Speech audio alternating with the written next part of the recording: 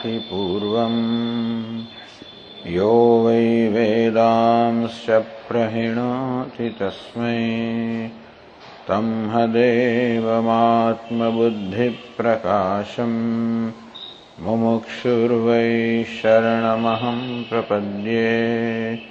ॐ शान्ति शान्ति शान्तिः। ॐ नमो ब्रह्मादिभ्यो ब्रह्मविद्यासम्प्रदायकर्तृभ्यो वंशर्षिभ्यो महद्भ्यो नमो गुरुभ्यः। सर्वोपप्लवरहितः प्रज्ञानघनः प्रत्यगर्थो ब्रह्मैवाहमस्मि ब्रह्मैवाहमस्मि। ॐ नारायणं पद्मभवं वसिष्ठं शक्तिं च तत्पुत्रपराशरं च व्यासं शुकं गौडपदं महान्तं गोविन्दयोगीन्द्रमथास्य शिष्यं श्रीशङ्कराचार्यमथास्य पद्मपादं च हस्तामलकं च शिष्यं तन्तोटकं वार्तिककारमन्यान् अस्मद्गुरून् सन्ततमानतोऽस्मि। श्रुतिस्मृतिपुराणानाम् आलयं करुणालयं नमामि भगवत्पादं शङ्करं लोकशङ्करं शङ्करं शङ्कराचार्यं केशवं बादरायणं सूत्रभाष्यकृतौ वन्दे भगवन्तौ पुनः पुनः। ईश्वरो गुरुरात्मेति मूर्तिभेदविभागिने व्योमवद्व्याप्तदेहाय दक्षिणामूर्तये नमः। ॐ पार्थाय प्रतिबोधितां भगवता नारायणेन स्वयं व्यासेन ग्रथितां पुराणमुनिना मध्ये महाभारतम् अद्वैतामृतवर्षिणीं भगवतीम् अष्टादशाध्यायिनीम् अम्ब त्वामनुसन्दधामि भगवद्गीते भवद्वेषिणीम्। यं ब्रह्मा वरुणेन्द्ररुद्रमरुतः स्तुन्वन्ति देव्यैस्तवैः वेदैः साङ्गपदक्रमोपनिषदैः गायन्ति यं सामगाः ध्यानावस्थिततद्गतेन मनसा पश्यन्ति यं योगिनः यस्यान्तन्न विदुःसुरासुरगणाः देवाय तस्मै नमः। 19वां श्लोक थी।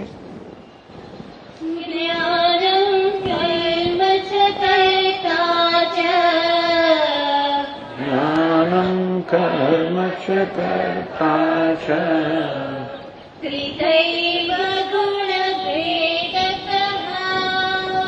त्रिधैव गुणभेदतः प्रोच्यते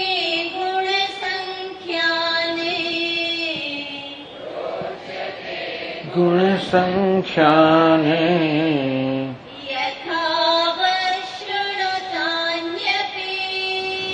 यथावत् शृणुतान्यपि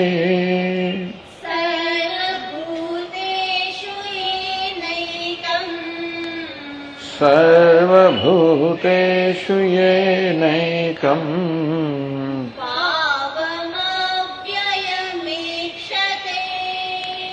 भावमव्ययमीक्षते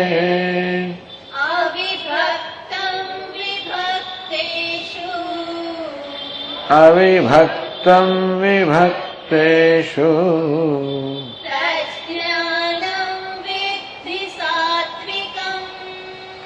तज्ज्ञानं विद्धि सात्विकम्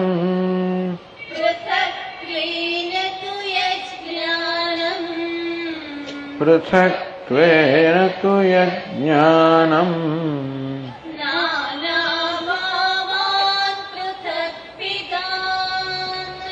नानाभावान् पृथग्विधान्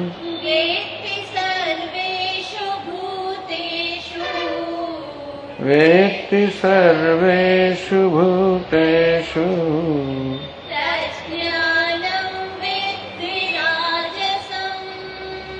तज्ज्ञानं विद्धि राजसम्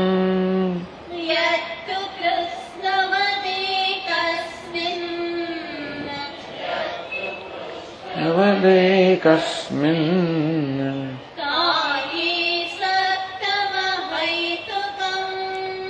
कार्ये सक्तमहैतुकम्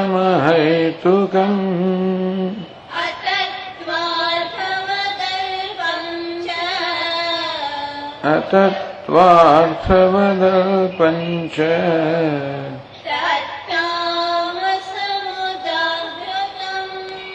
तत्तामसमुदारितम्।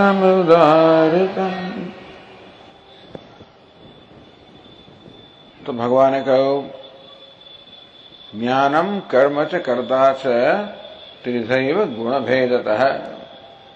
आ गुणना भेदथी सत्व रजस्तमस आ त्रण गुणना भेदथी आ ज्ञान कर्म અને કર્તા એના જે વિભાગ છે કે અર્જુન તો હવે સાંભળ જેથી તો સાત્વિક જ્ઞાન સાત્વિક કર્મ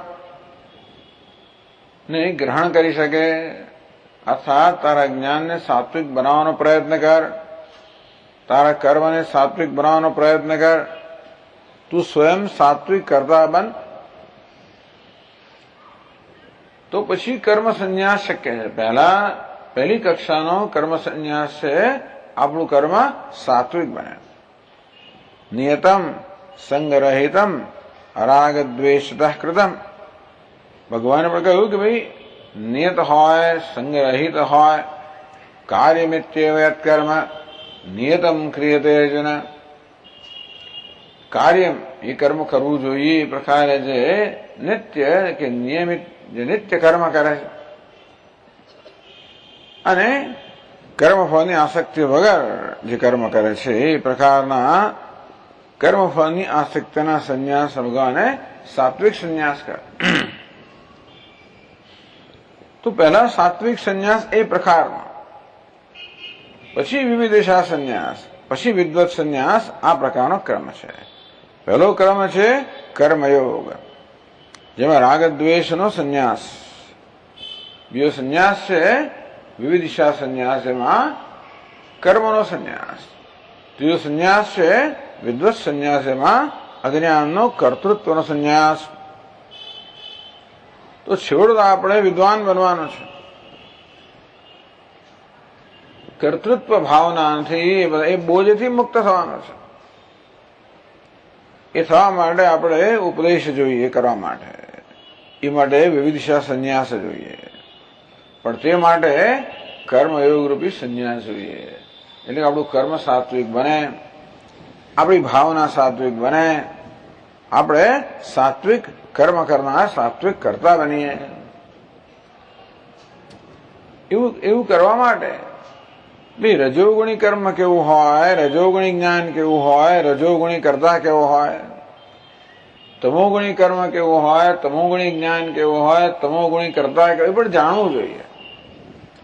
જેથી રજસ અને તમસમાંથી જન્મેલું જે છે કર્મ કરતા અને જ્ઞાન એનો આપણે ત્યાગ કરી શકીએ અને જે સાત્વિક કર્મ સાત્વિક કરતા સાત્વિક જ્ઞાન છે એ ગ્રહણ કરીએ એ માટે કહેવામાં આવે છે। બધી જગ્યાએ ગીતામાં આ જ વ્યવસ્થા છે। 14મા અધ્યાયમાં આપણા 3 ગુણોનું એનાલિસિસ પૃથક્કરણ કરવામાં આવ્યું। 16મા અધ્યાયમાં દૈવી અને આસુરી સંપત્તિનો વિભાગ કહેવામાં આવ્યો। આસુરી સંપત્તિનો ત્યાગ કરવા માટે દૈવી સંપત્તિ છે એનું ગ્રહણ કરવા માટે. વળી 17મા અધ્યાયની અંદર 3 પ્રકારનો આહાર કહેવામાં આવ્યો: સાત્વિક આહાર, રાજસ આહાર, તામસ આહાર. 3 પ્રકારના યજ્ઞ કહેવામાં આવ્યા, દાન કહેવામાં આવ્યા, તપસ કહેવામાં આવ્યા. આ બધું એટલા જ માટે કે જેથી રાજસ આહારને, દાનને, યજ્ઞને, તાપને છોડી શકીએ અને સાત્વિક યજ્ઞ, દાન, તપસ, આહાર વગેરે આપણે ગ્રહણ કરી શકીએ. તો ભગવાને કહ્યું કે સાત્વિક જ્ઞાન કયું છે? જે અનેકમાં એકના દર્શન કરે છે. એવું તત્વ છે, અનેકને આધાર આપનાર, અનેકને જોડનાર એક તત્વ છે. આ બધા જે બહારથી નશ્વર દેખાય છે, પરિવર્તનશીલ દેખાય છે, બધા નામરૂપ, એ બધાનો આધાર, એ બધાને જોડનાર અધિષ્ઠાન રૂપ, પરિવર્તન રહિત, નિશ્ચળ એવું તત્વ છે.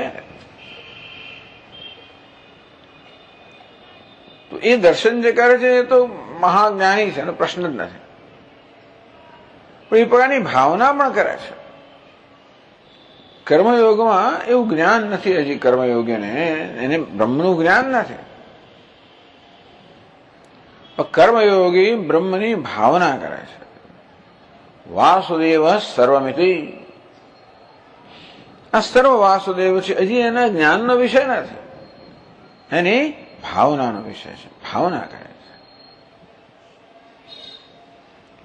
તો અનેકમાં એક રહેલું છે, વિશ્વમાં સમાન રહેલું છે, પરિવર્તનશીલમાં પરિવર્તન રહિત રહેલું છે.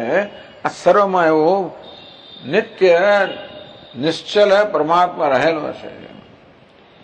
એ પ્રકારની ભાવના કર્મયોગી કરે છે. આપણે એને સાત્વિક જ્ઞાન કહીએ, સાત્વિક ભાવના કહીએ. એ કર્મ કરે ત્યારે એ પ્રકારની ભાવનાથી કર્મ કરવાનું કર્મ ઈશ્વરને અર્પિત થાય. પૃથક્ત્વેનું વિજ્ઞાનમ નાના ભાવાન પૃથક વિધાન. જે અનેકમાં અનેકના દર્શન કરે છે એ દર્શન રજોગુણી દર્શન છે. ચલો હવે ઇન્દ્રિયના સ્તર તો આપણે અનેકનો અનુભવ થાય છે, એની જ સત્યતા આપે છે કે એક પદાર્થ બીજા પદાર્થ કરતા જુદો છે, આ દૃશ્ય દ્રષ્ટા કરતા જુદું છે, ઈશ્વર જગત કરતા જુદો છે, ઈશ્વર જીવ કરતા જુદો છે, એક જીવ બીજા જીવ કરતા જુદો છે. આ પ્રકારે ભેદભાવ જે આપણે દેખાય છે ઇન્દ્રિયના સ્તરે, એને સત્ય માનવો. અદ્વૈત વેદાંતની હવે આખી દુનિયા આ જ વસ્તુને સત્ય માને છે. તો ઇન્દ્રિયના સ્તરે જે અનુભવ થાય છે એને સત્ય માને છે બધા. ખાલી વેદાંતિને જ કહે છે બ્રહ્મ સત્યમ જગન મિથ્યા. આ જગત મિથ્યા છે એ વસ્તુની એટલી બધી ગેરસમજ પ્રવર્તે છે કે ભલભલા મહાપુરુષો પણ આ વાક્યથી અસંતુષ્ટ છે. કેટલાક લોકોએ તો શંકરાચાર્યની સીધી અને સ્પષ્ટ રીતે નિંદા કરી. કેટલાક એવું નથી કરતા કારણ કે એમને શંકરાચાર્ય માટે બહુ જ આદર છે, છતાં પણ આવા વાક્ય વિશે અસંતોષ વ્યક્ત કરે. બ્રહ્મ સત્યમ જગન મિથ્યા કહેવાની પાછળ એનો અર્થ શું? કે તમને જે દ્વૈત ભેદભાવ જણાય છે મિથ્યા, જે સત્ય નથી. આ ભેદભાવ જે આપણામાં રાગદ્વેષ ઉત્પન્ન કરે છે, એ ભેદભાવ સત્ય નથી. અમારો અહંકાર જે મારામાં અલ્પતાની લાગણી ઉત્પન્ન કરે છે એ સત્ય નથી. એટલું જ કહેવાનો હેતુ છે. આ સંસાર સત્ય નથી એટલે કે શોકનું કારણ જે આપણે શોક જન્માવે છે, વિષાદ જન્માવે છે, અમારી અલ્પતા, અમારી અસહાયતા જે છે એ મારો વિષાદ જન્માવે છે. આ ભેદભાવ અમારામાં રાગ દ્વેષ જન્માવે છે. ક્યાંક પક્ષપાત જન્માવે, કોઈ જગ્યાએ નિષ્ઠુરતા જન્માવે. એ બધું મિથ્યા છે, સત્ય નથી. તું જરા વધારે એને સૂક્ષ્મતાથી જરા એના તરફ નજર કર. જગત મિથ્યા એટલે બસ આ બધું મિથ્યા છે એટલે નથી એવું કોઈ કહેતું નથી. સ્વામી દયાનંદજી મહારાજ કહે કે મિથ્યા શબ્દ એ તો રિયાલિટી, વાસ્તવિકતાનું વર્ણન કરનારો શબ્દ છે.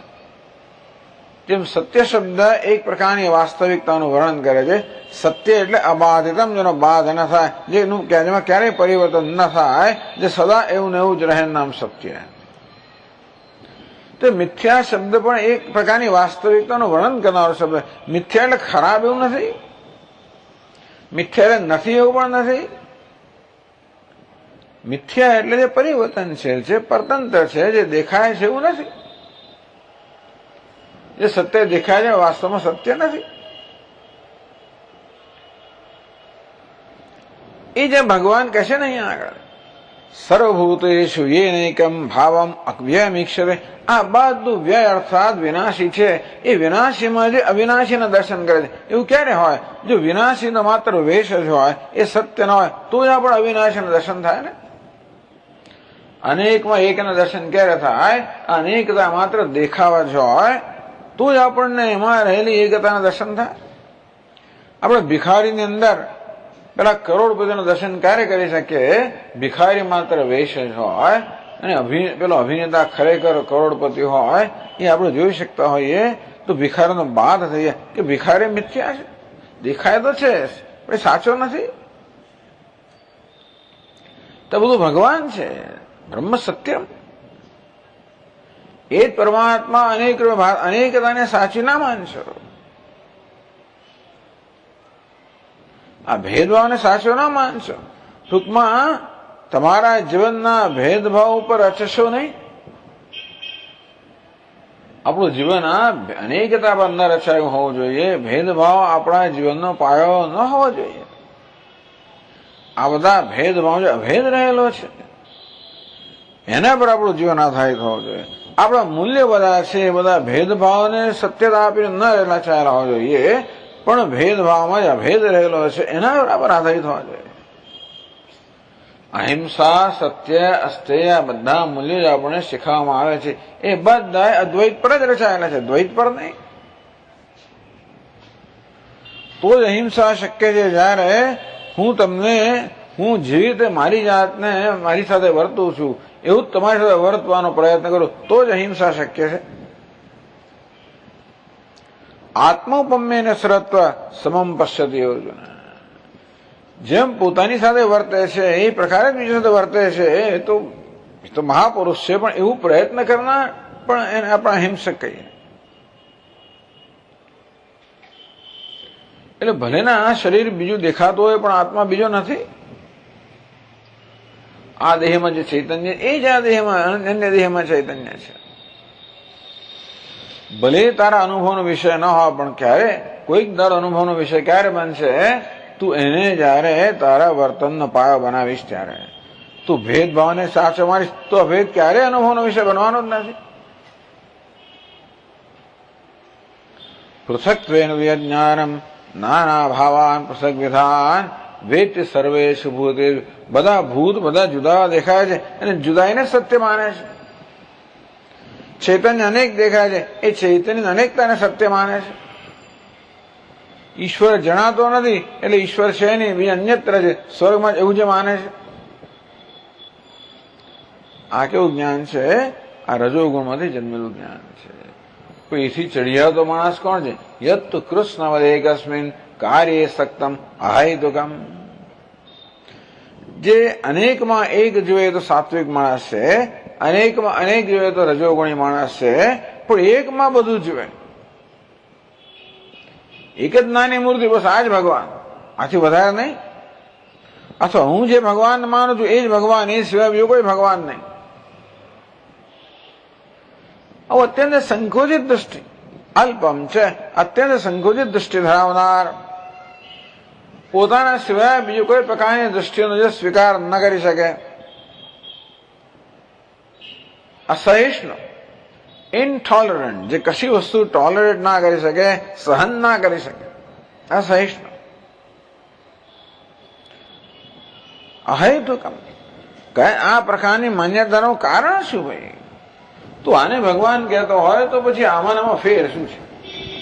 આને ભગવાન કહો તો આને શું કામ ભગવાન ના કહેવાય? તું એક આકારને ભગવાન કહો તો બીજો આકારને ભગવાન કેમ ના કહેવાય?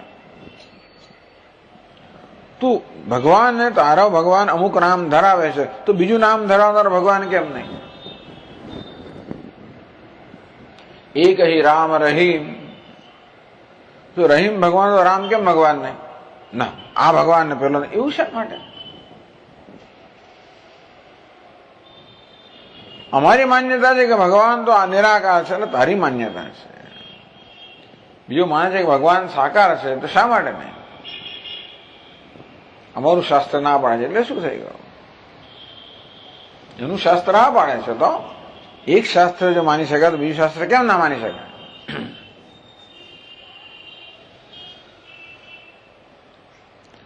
અતત્વાર્થમ અલ્પમ છે અહૈતુકમ. જેની પાસે કોઈ પ્રકારનું કારણ નથી, જે તત્વને અનુરૂપ નથી, જે અત્યંત સંકુચિત દ્રષ્ટિમાંથી જન્મેલું છે, અત્યંત સંકુચિત વસ્તુને જે પૂર્ણ કહે છે, તત્તામસમ ઉદાહૃતમ એવા જ્ઞાનને તામસ કહે છે. કે તું આ ધર્મનું પાલન કરીશ તો સ્વર્ગમાં જઈશ, બાકી નરકમાં જઈશ. અરે એવું શું કરવા ભાઈ? આ ધર્મનું પાલનમાં કઈ રીતે? તું અહીંયા આગળ આમ ડૂબકી માર, શેમાં? આ તળાવમાં, એટલે બસ તારો ધર્મ બદલાઈ ગયો, એટલે હવે તું સ્વર્ગમાં જઈશ. તો ડૂબકી મારે તો શું ફેર પડે? રોજ ગંગામાં ડૂબકી મારું છું, તો કેમ સ્વર્ગમાં ના જાઉં? અહીં ડૂબકી મારો તો સ્વર્ગમાં કેમ જાઉં? હું આ પ્રકારના વસ્ત્રો પહેરું છું, કેમ સ્વર્ગમાં ના જાઉં? પેલા વસ્ત્રો બદલી નાખું તો સ્વર્ગમાં કેમ જાઉં? શું કરવા? કારણ શું? આ તો કેમ? કોઈ કારણ જ નથી. અમારું શાસ્ત્ર આવું કહે છે. એટલે તારું શાસ્ત્ર આવું કે એટલે શું થઈ ગયું? અમારું શાસ્ત્ર બીજું કહે છે. અમારું શાસ્ત્ર ભગવાને કહેલું છે, અમારું શાસ્ત્ર ભગવાને કહેલું છે. સ્વામીજી આપણે કહે કે ભાઈ કોઈ આપણે પૂછે કે તમે વેદને એમ કહો છો કે વેદ તો ઈશ્વર પ્રોક્ત છે, ઈશ્વરે પ્રગટ કરેલા છે, પણ સ્વામીજી બીજા બધા લોકો એમ કહે છે કે એમના શાસ્ત્રો જે છે ને, એમના ધર્મગ્રંથો એ ઈશ્વરે પ્રગટ કરેલા છે. ભલે આપણે સ્વીકારવા તૈયાર છે, આપણે જે કઈ બીજો કોઈ સ્વીકારવા તૈયાર નથી, આપણે જ તૈયાર છીએ. પણ એકસ્મિન, તે માત્ર એકની અંદર આસક્ત હોય. અહેતુકમ, જેમાં કોઈ જાતનો હેતુ એટલે કે જેમાં કારણ ના હોય, તર્ક ના હોય, તર્કયુક્ત ના હોય, જે સત્યને અનુરૂપ ના હોય, એવા શાસ્ત્ર આપણે સ્વીકારી ના શકીએ. એ ભગવાને કહ્યું કે જેને પણ કહ્યું હોય, એ તમારા શાસ્ત્રને અમે જરૂર સ્વીકારીશું. જો એ તર્કયુક્ત હોય, તો તર્કયુક્ત ના હોય, આવી માન્યતાઓ હોય કે તમે આમ કરો તો સ્વર્ગમાં જાઓ, આમ બનો તો સ્વર્ગમાં જાઓ, નહીં તો ના બનો. તો આ ભગવાન માનો તો સ્વર્ગમાં જવું. આ એક ભગવાન, તમારો ભગવાન આવો અને અમારો ભગવાન આવો. એટલે શું કરે કે બસમાં જાય છે બધા અને બસ અટકી પડે. ચલો હનુમાન ચાલીસા બોલો. બસ ચાલુ થાય છે કે નહીં? બસ ચાલુ ના થાય. બાળકોને લઈ જાય છે બધાને પર્યટન પર. બાળકો હનુમાન ચાલીસા બોલે પણ બસ ચાલુ ના થાય. પછી ફલાણું બીજું નામ બોલો, એનું નામનો જપ કરો અને ચાલુ થઈ ગઈ બસ. જોયું? આ તમારો ભગવાન, એનાથી કશું ના થયું. જો અમારા ભગવાન કેવું હતું, એટલે તારો ભગવાન ને મારો ભગવાન એ વળી શું? ભગવાનમાં તારો મારો શું? આ વળી કઈ અક્કલની વાત છે કે તારો ભગવાન ને મારો ભગવાન? ભગવાન અનેક છે.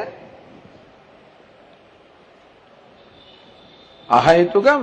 જે બધી વસ્તુમાં કોઈ કારણ નથી, હેતુ નથી.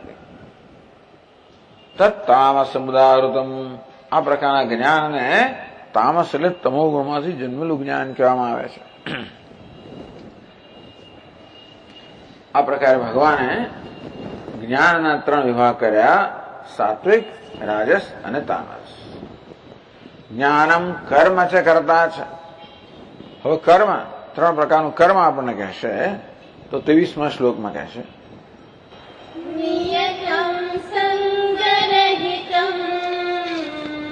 નિયતમ સંગરહિતમ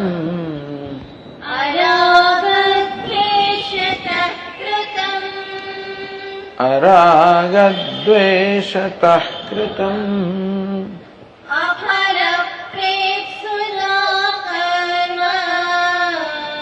અફલ પ્રેપ્સુના કર્મ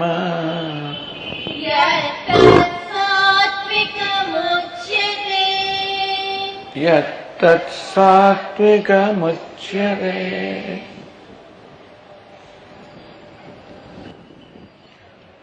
યત કર્મ તત્ સાત્વિકમુચ્યતે. આ પ્રકારના કર્મને સાત્વિક કહેવામાં આવે છે. કેવું કર્મ? નિયતમ સંગરહિતમ અરાગદ્વેષતઃ કૃતમ. નિયત શબ્દની વ્યાખ્યા આપણે કરી હતી. નિયત એટલે નિત્ય કર્મ. વેદ જે છે એ દરેક મનુષ્ય માટે કર્મનું વિધાન કરે છે કે તારે આ કરવું જોઈએ, તારે આ કરવું જોઈએ, તારે આ કરવું જોઈએ, તારે આ કરવું જોઈએ. તો વર્ણ અને આશ્રમ અનુરૂપ 4 વર્ણ છે, બ્રાહ્મણ, ક્ષત્રિય વગેરે. 4 આશ્રમ છે, બ્રહ્મચર્ય, ગૃહસ્થ વગેરે. તો વર્ણ આશ્રમ પ્રમાણે બધા મનુષ્યનું વર્ગીકરણ કરવામાં આવે છે. અને એ પ્રકારે દરેકને કર્તવ્ય એટલે એમણે શું કર્મ કરવું જોઈએ, શું ફરજ બજાવવી જોઈએ એનું વિધાન શાસ્ત્રમાં કરવામાં આવે છે. એ કર્મ કરવાથી એમનું કલ્યાણ થાય, સાથે સાથે સમાજનું પણ કામ થાય, બંને હશે. જો યોગ્ય વ્યક્તિને યોગ્ય કામ સોંપવામાં આવે તો એ દ્વારા સમાજની પણ ઉન્નતિ થાય અને વ્યક્તિની પણ ઉન્નતિ થાય.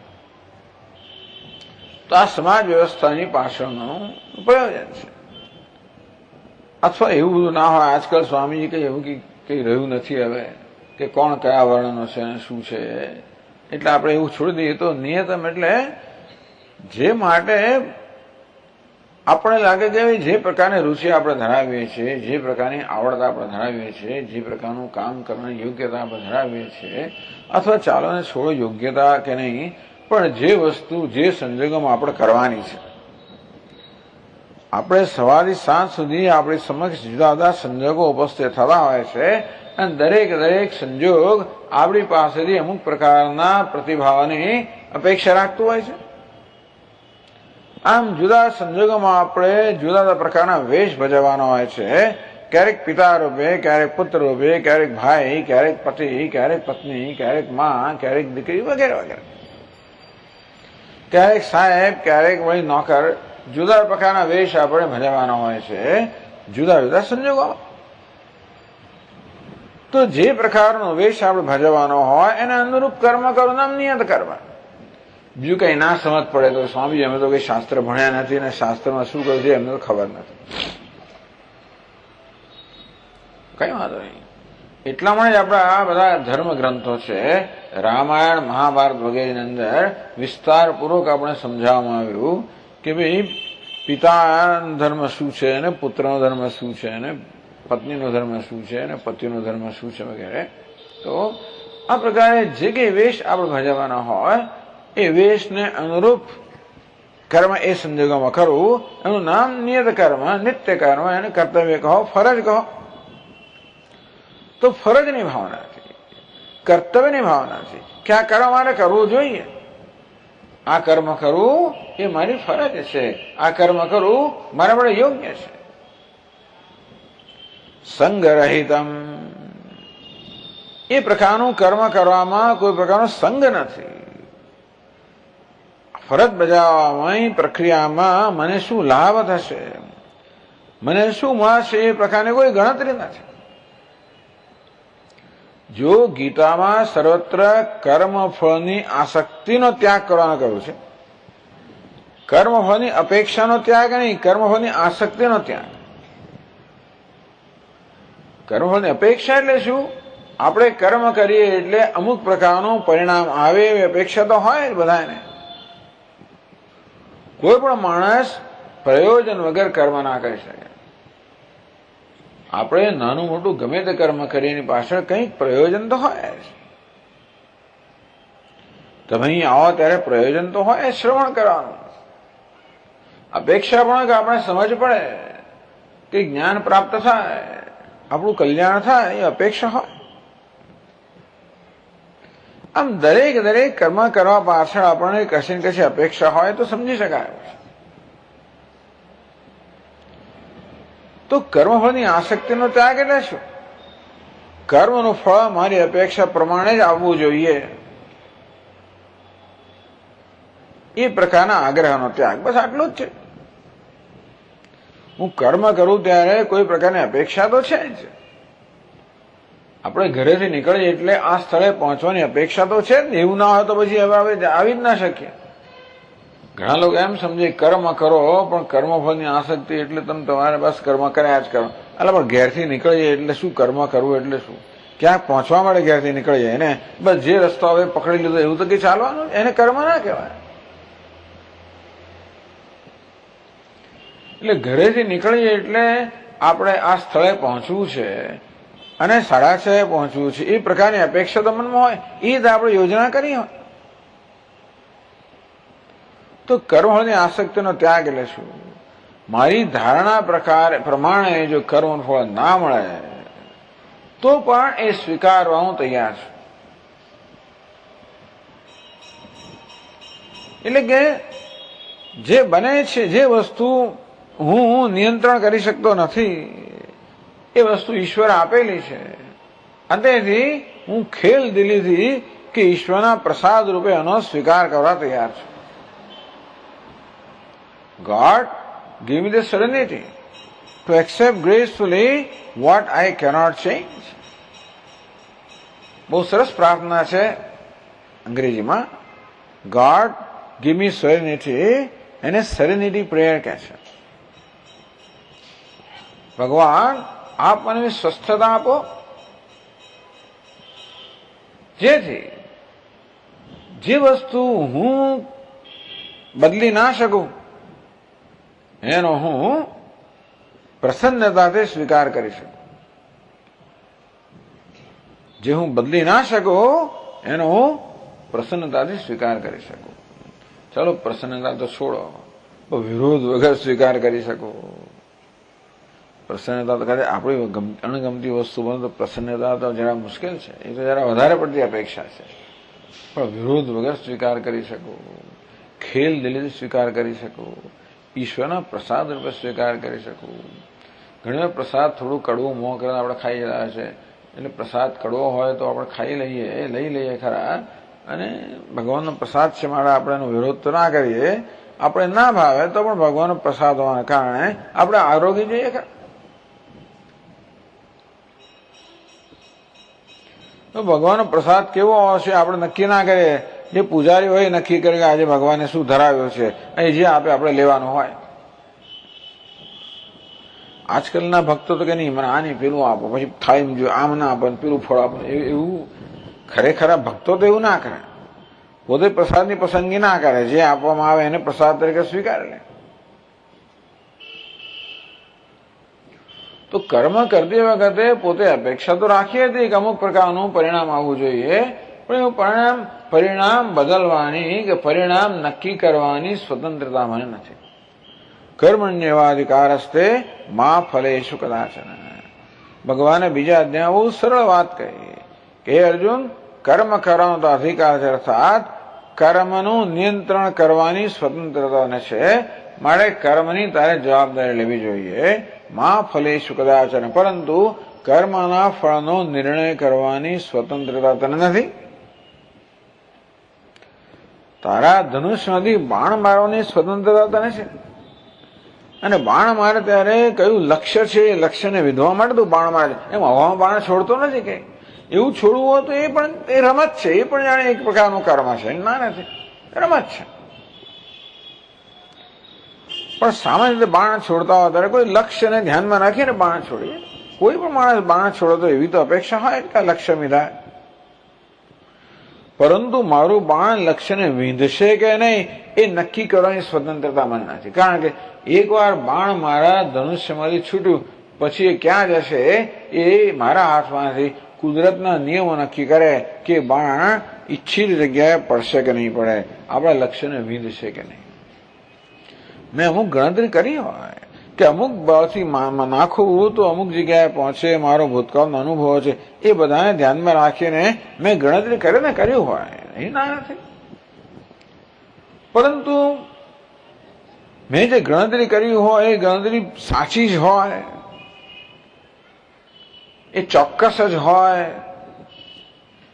અને વળી પાછું બધા પરિબળો એવું છે ને, બાણ છોડીએ એટલે એમાં પછી હવાનો વેગ કેટલો છે, ઘણી વસ્તુઓ કામ અંદર કરતી હોય છે. તમને ખબર છે, અહીંયા એક લાંબો કૂદકો મારે ને એમાં પણ હવા કઈ દિશામાં હોય છે બહુ મહત્વનું બની જાય છે.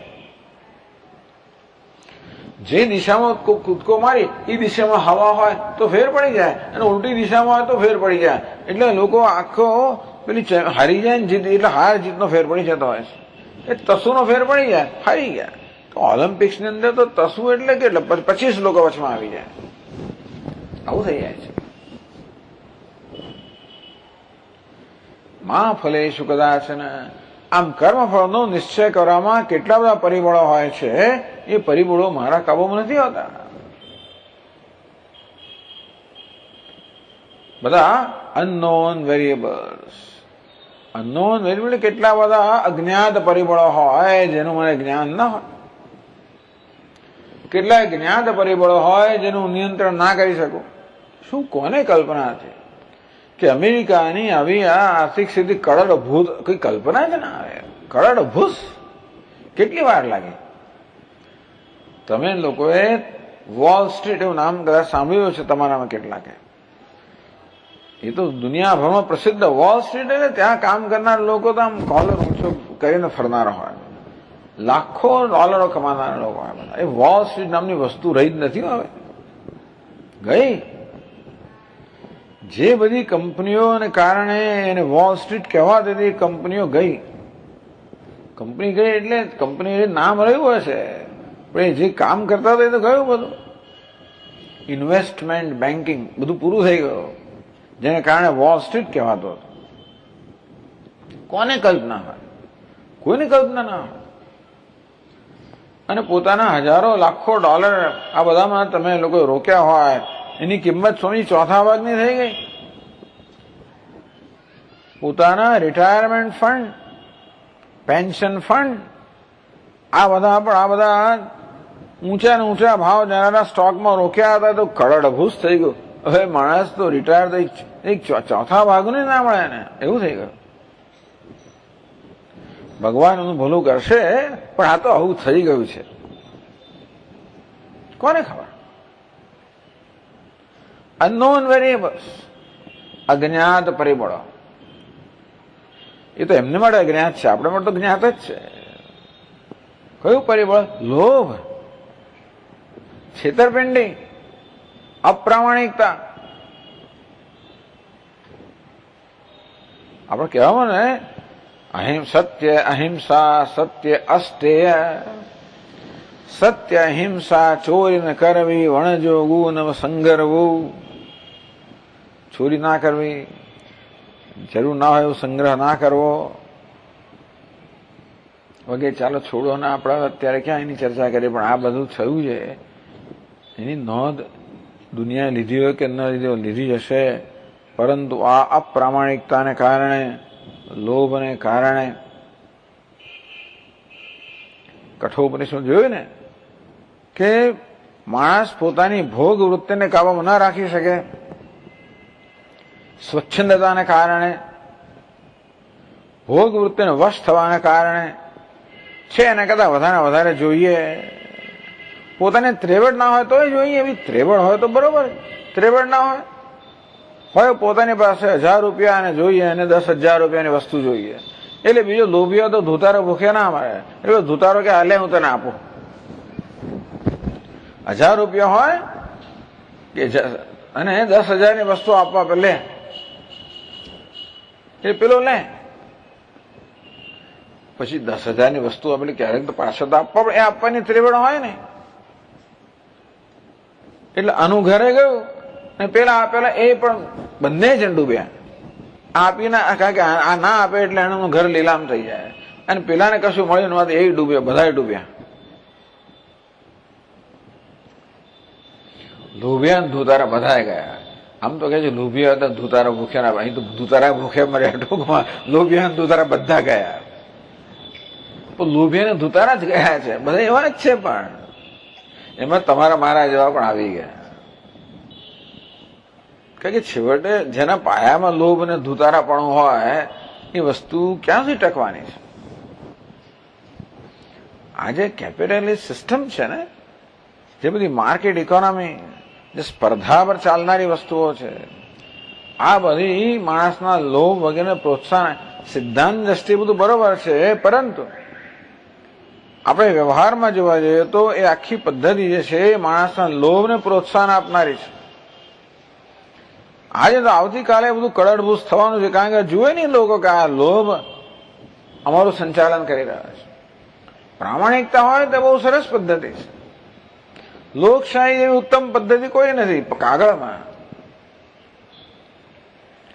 તો માર્કેટ ઇકોનોમી કાગળમાં બહુ સારી સિદ્ધાંત તરીકે, પરંતુ જેમ કહેવામાં આવ્યું ને કે આ ધર્મ પણ બહુ કાળ જ એવો છે, કોઈ પણ વસ્તુનો હ્રાસ કરે, માણસની પ્રામાણિકતાનો હ્રાસ કરે અને પછી દરેક વસ્તુ ધીમે ધીમે ધીમે કડડભૂસ થાય. ચાલો આ બધી ચર્ચા આપણે શું કામ કરીએ છીએ? પણ કહેવાનો ભાવ એ છે કે અનનોન વેરિયેબલ્સ, અજ્ઞાત પરિબળો, આવું થાય, આપણે ખબર નથી. God give me serenity to accept gracefully what I cannot change. એ ભગવાન જે હું બદલી શકું એમ ન હોવ એને ખેલદિલીપૂર્વક સ્વીકારવાની સ્વસ્થતા તો મને આપ. નિયતમ સંગરહિતમ, એટલે કર્મફળની અપેક્ષા પણ કર્મની આસક્તિ નથી. એટલે મેં જે અપેક્ષા રાખી એ પ્રકારે થવું જોઈએ એવો આગ્રહ નથી. એવો આગ્રહ હોય તો હર્ષ શોક જન્મવાનો જ છે. મારી ધારણા પ્રમાણે બને તો હર્ષ, ના બને તો શોક, એ પછી આવવાનું છે રજોગુણી કર્મમાં. પણ સાત્વિક કર્મ, કર્મયોગી જે પ્રકારનું કર્મ કરે છે એનું વર્ણન નહીં છે. અરાગ દ્વેષતઃ કૃતમ, કર્મયોગી કર્મ કરે ત્યારે કર્મફળની તો નિયતમ, એટલે આ સંજોગોમાં જે યોગ્ય છે એ પ્રકારનું કર્મ કરે, મૂલ્ય પર આધારિત કર્મ કરે, પોતાના મૂલ્યનો ભોગ ના આપે, પ્રલોભનને વશ ન થાય, અને મૂલ્યનું પાલન કરવામાં ભોગ આપવો પડે તો આપવા તૈયાર રહે. આ બધી કોઈ જરાય સરળ વસ્તુ નથી. યોગની ભાવથી કર્મ કરવું અઘરું છે. આપણે તો જરા આપણી વૃત્તિઓ પર ધ્યાન આપીએ ત્યારે ખબર પડે કે આપણે કેટલી અપ્રામાણિકતા અંદર કરતા હોઈએ છીએ, અને ખરો સમય આવે ત્યારે કેવા છટકી જતા હોઈએ છીએ, કેવી છટકબારીનો લાભ લેતા હોઈએ છીએ.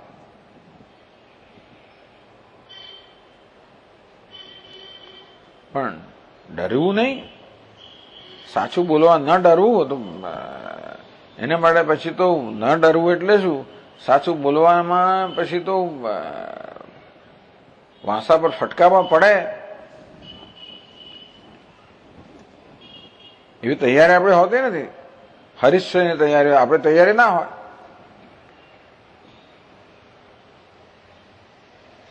નિયતમ એટલે મૂલ્ય પર પ્રામાણિકતાથી કર્મ કરવું, સત્યનિષ્ઠા, અહિંસામાં નિષ્ઠા, જે મૂલ્ય આપણે શીખવામાં આવે, બીજું કશું આપણને સમજ ના પડે તો આટલું તો કહી શકાય આપણાથી કે આપણા કર્મ જે છે એ મૂલ્ય પર આધારિત હોય.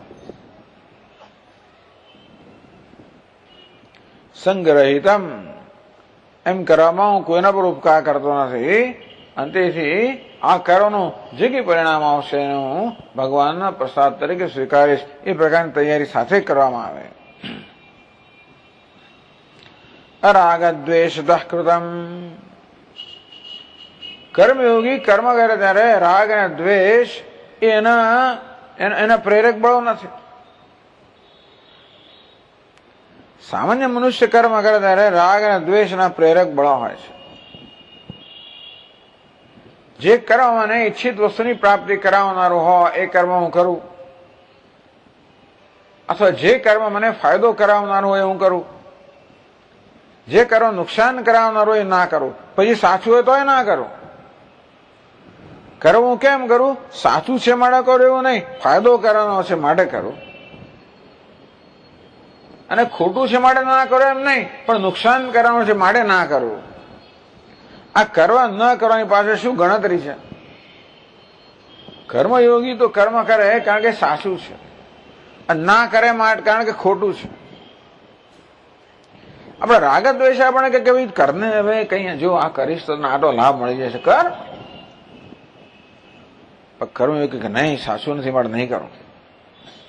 આપણું મન આપણને કહે કે ના કરીશ ને હવે જો તને બહુ આ નુકસાન થવાનું છે, આ કરીશ તો આટલું વેઠવું પડશે, દુઃખ સહન કરવું પડશે. કે ભલે વેઠવું પડે, હું તો કરીશ જ, કારણ કે સાચું છે. હું કરીશ એટલે ખોટો આગળ નથી, ના હું તો ગાઈશ એવું નથી.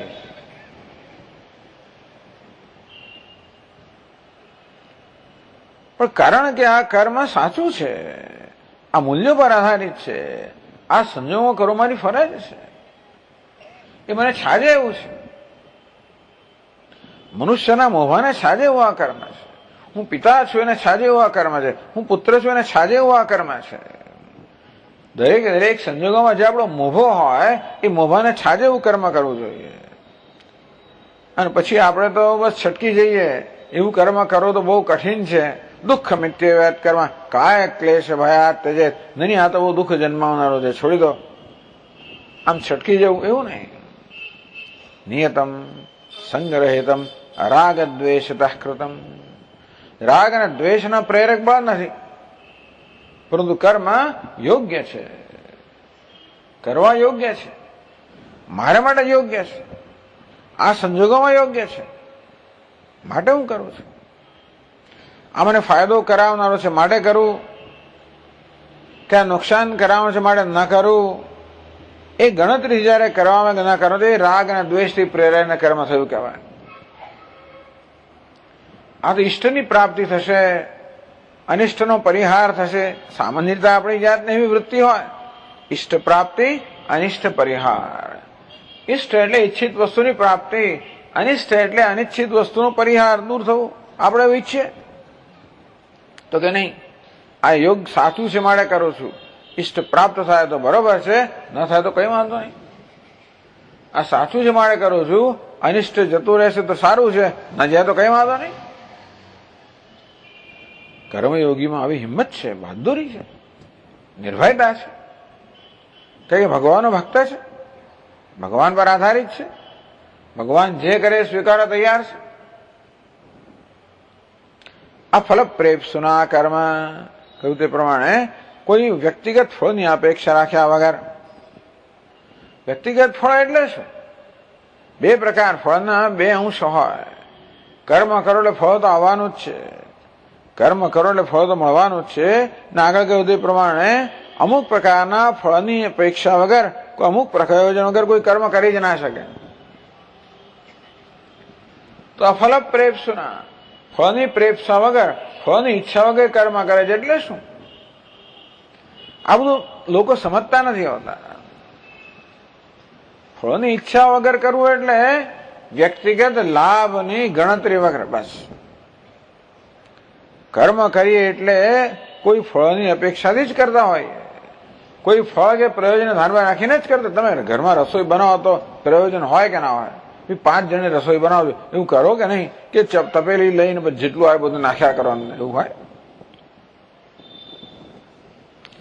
ચા બનાવે તો ચા સારી બનવી જોઈએ એવી તો કઈ એવી ગણતરી હોય કે ના હોય, કે જેટલી આવી ચા અંદર નાખી દીધી, જેટલી ખાંડ નાખી, એવું કોઈ ના કરે.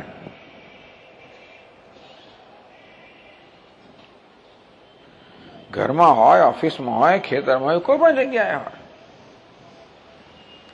કર્મ તો વ્યવસ્થિત ચોકસાઈ ભર્યું કરવાનું, વ્યવસ્થિત કરવાનું. કર્મયોગી જેમ તેમ કર્મ ના કરે. એ તો બહુ ચોક્કસ માણસ હોય, વ્યવસ્થિત માણસ હોય. ભગવાન ના ચાલે જેમ તેમ કર્મ કરીએ તો.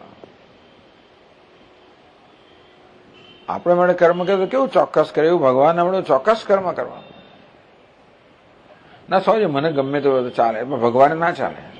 તને કદાચ ચાલતું હોય તો ભલે ચાલે, પણ ભગવાને ના ચાલે, જેમ તેમ નહીં ચાલતું. એને બધું વ્યવસ્થિત જ જોઈએ.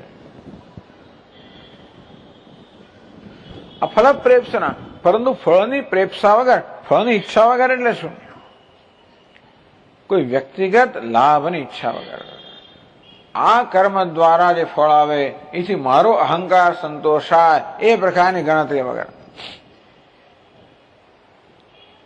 મોટે ભાગે આપણે કર્મ કરીએ ત્યારે આપણા અહંકારને સંતોષવા માટે કરતા હોઈએ છીએ.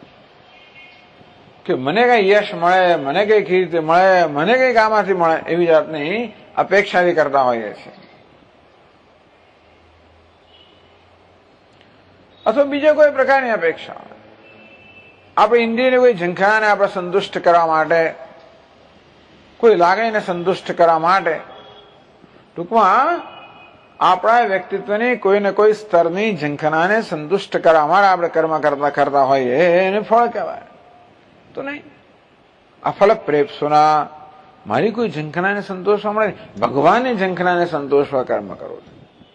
તો ભગવાનની ઝંખના એટલે શું? એટલે મૂલ્ય. તો મૂલ્યનિષ્ઠ કર્મ છે આ ફલ પ્રેપ્સુના કર્મ. યત્તત સાત્વિકમ ઉચ્યતે, આ પ્રકારના કર્મને સાત્વિક કર્મ કહેવામાં આવે છે. કર્મયોગી આવી રીતે કર્મ કરે. એટલે ટૂંકમાં નિષ્કામ કર્મ છે જેને ભગવાન આખા ગીતામાં ઉપદેશ કરેલો છે. એક ટીકાકાર અફલ પ્રેપ્સુના એની સરસ વ્યાખ્યા કરે છે. અફલ પ્રેપ્સુ, પ્રેપ્સા એટલે ઈચ્છા, ફલ એટલે શું? આ ફલ શબ્દ છે ને એ બે અક્ષરનો બનેલો છે, ફ અને લ. ફ એટલે ફલગુ, એટલે સાર વિનાનો. લ એટલે લીયતે, ટૂંકમાં જે નશ્વર છે, જે સાર વિનાનું છે અને નશ્વર છે એને ફલ કહેવામાં આવે. ફળ ટૂંકમાં કોઈ પણ વસ્તુ જે આપણે કર્મના પરિણામે પ્રાપ્ત કરીએ એને ફળ કહેવામાં આવે. કારણ કે કર્મથી જે કંઈ પ્રાપ્ત થાય એ હંમેશા નશ્વર જ હોય. એ દૃશ્ય હોય, જળ હોય, અનાત્મ હોય, નશ્વર હોય. અફલ, ફલ એટલે દૃશ્ય, જડ, અનાત્મ. અફલ એટલે એનાથી જુદું, એ દ્રષ્ટા, આત્મા, ચેતન. અફલ પ્રેપ્સુના, ચૈતન્યની આત્માની ઈચ્છાથી થયેલું કર્મ, આત્મતત્વના જ્ઞાનની ઈચ્છાથી થયેલું કર્મ, એવું પણ અર્થ કરવામાં આવ્યો. કર્મયોગી કેવો છે? કર્મયોગીને શું જોઈએ છે? મોક્ષ જોઈએ છે. કેવી રીતે? જ્ઞાનથી. શેના જ્ઞાનથી? આત્માના જ્ઞાનથી. ટૂંકમાં કર્મયોગી કર્મ કરે છે એ આત્મજ્ઞાનના સાધન રૂપે કરે છે. એ આત્મજ્ઞાનની તૈયારી રૂપે કર્મ કરે છે. શું તૈયારી? અંતઃકરણ શુદ્ધિ.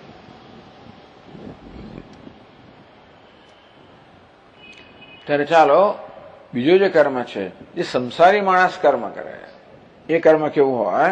24મા શ્લોકમાં કહે છે,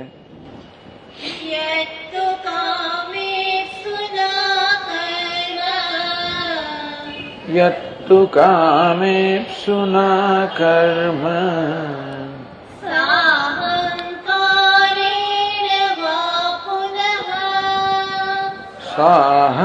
સાહંકારેણ વા પુનઃ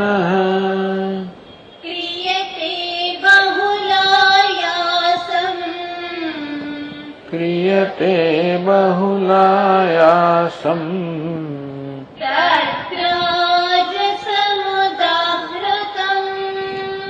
તદ્રાજસમુદાહૃતમ. જો સાત્વિક કર્મમાં જે પ્રકારે વર્ણન કરવામાં આવ્યું ને એના કરતા જુદું, એટલે એના વિરુદ્ધ વર્ણન કરે છે. ત્યાં શું કહે? અમે અફલ પ્રેપ્સુના કર્મ. અહીં શું કહે છે? કામેપ્સુના કર્મ. સાત્વિક કર્મ કેવું છે? જેમાં કોઈ વ્યક્તિગત કર્મ હોવાની અપેક્ષા નથી. ટૂંકમાં કર્મયોગી જે કર્મ કરે તો કર્મ શ્રેષ્ઠ થાય માટે કરે. પણ આ સંસારી કર્મ કરે છે. રજોગુણી માણસ ભોગી, પેલો યોગી છે, આ ભોગી છે. આ યોગી, ભોગી ને રોગી ત્રણ માણસો છે. પેલો યોગી કર્મયોગી, આ બીજો સંસારી ભોગી. એનો યોગ મહત્વ નથી, ભોગ મહત્વનો છે.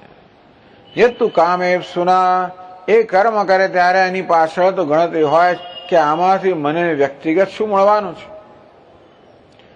કર્મ કરી છે એટલે આ ફળ મળશે જ નહીં, પરંતુ વ્યક્તિગત મને શું મળશે.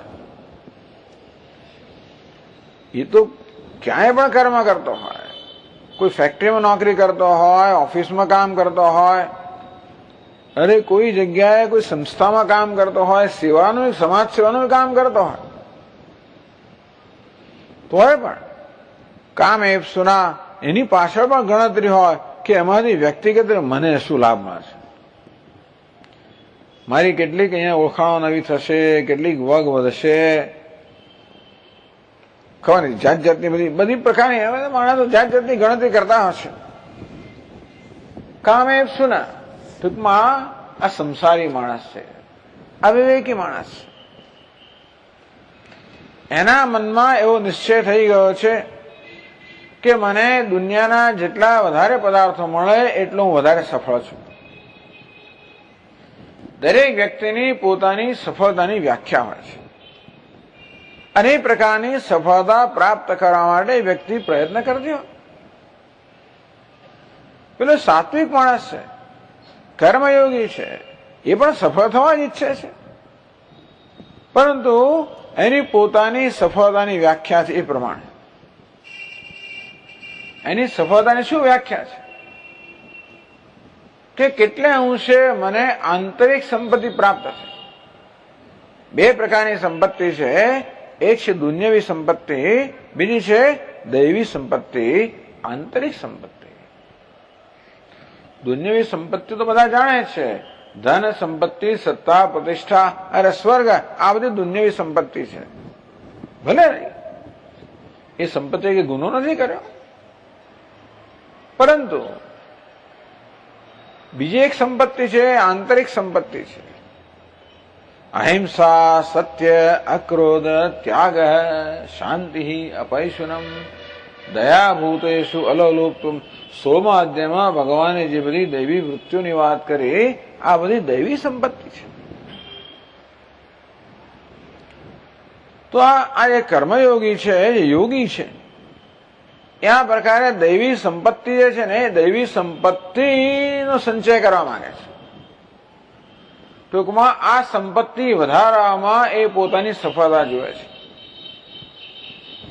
એ જયારે સર્વૈયું કાઢે ને, આ સંસારી માણસ સર્વૈયું કાઢે ત્યારે જુએ કે ભાઈ મારો ગયા વર્ષે 2008માં એ જુએ, ગણત આમ તરત તુલના કરે. 2008માં ઓપનિંગ બેલેન્સ, ફલાણું બેલેન્સ, ઢીકણું બેલેન્સ જોઈએ, પછી 2009માં કેવું છે, કેટલું વધ્યું વગેરે. ભલે એવું કરવું એમાં કઈ ગુનો નથી, પણ આ જે યોગી છે ને, એ કયા પ્રકારનું સર્વૈયું કાઢતો હોય છે કે ગયા વર્ષે મારામાં સહિષ્ણુતા કેટલી હતી, આ વર્ષે કેટલી છે. ગયા વ્યક્તિમાં ઉદારતા કેટલી હતી, આ વર્ષે કેટલી છે.